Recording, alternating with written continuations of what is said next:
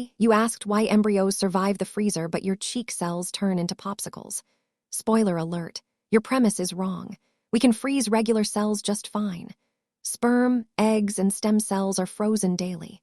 The real villain isn't the cell type, it's size and speed. Let's break down why some things survive the freezer and others become human snow cones. Here's the truth. You can freeze a regular human cell just like an embryo. The catch is the method. If you just toss a cell in a kitchen freezer, it dies. But in a lab, we can freeze cells indefinitely. The secret isn't magic, it's physics. We either freeze super fast or use molecular antifreeze. The cell survives if we follow the rules. Why do embryos make the news? Because they're complex bundles of cells frozen for decades. A baby can be born healthy from an embryo frozen 30 years ago. This works because we use vitrification. Think of it like turning soup into glass instantly. The embryo cools so fast that ice crystals never have time to form. It goes into a solid, glassy state, effectively pausing time. Now let's talk about the ice crystal villain. Water expands when it freezes. If you cool anything slowly, ice grows like jagged knives inside the tissue. These crystals shred cell walls and destroy everything. Freezing a steak, ice shards shred the meat. Freezing a mouse, ice shards. If you don't freeze fast enough, biology gets stabbed. That's why slow freezing kills most things. So why can't we freeze a human, or a kidney, or even a whole egg? It comes down to size. To avoid ice crystals, the cold must reach the center instantly. With a tiny embryo or a single cell, the whole thing freezes in a flash.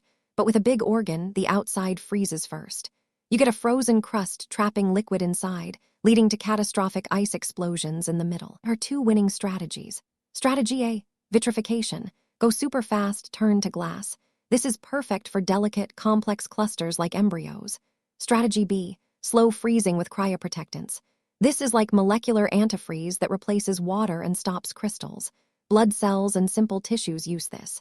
Both strategies work. A single cell can live in the freezer just like an embryo if you use the right recipe. You mentioned 30 years. That's the beauty of vitrification. Once the embryo turns to glass, chemical reactions stop. Metabolism halts. It's not dead, it's just on pause, like a screenshot of life. As long as the glass doesn't crack and you warm it up gently, development continues exactly where it left off. 30 years, 300 years, no problem. Time doesn't exist in the glass state. So why did you think a cell dies? If you freeze a cell without protocol, it dies. Fast. Kitchen freezers aren't fast enough for vitrification and they lack antifreeze. The cell gets stabbed by ice. But put that same cell in a lab with the right cooling rate and cryoprotectants and it thrives.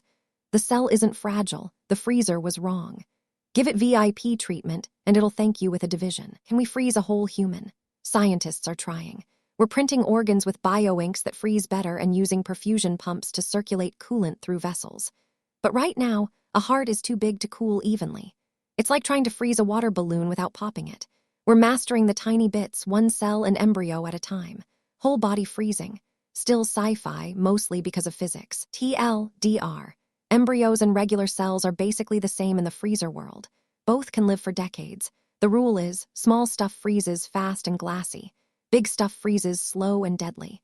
If you freeze a cell right, it's immortal. If you freeze a human wrong, it's a crime scene. So next time you put leftovers in the fridge, remember, the freezer doesn't hate you, it just needs a better plan. Stay cool, stay liquid-free.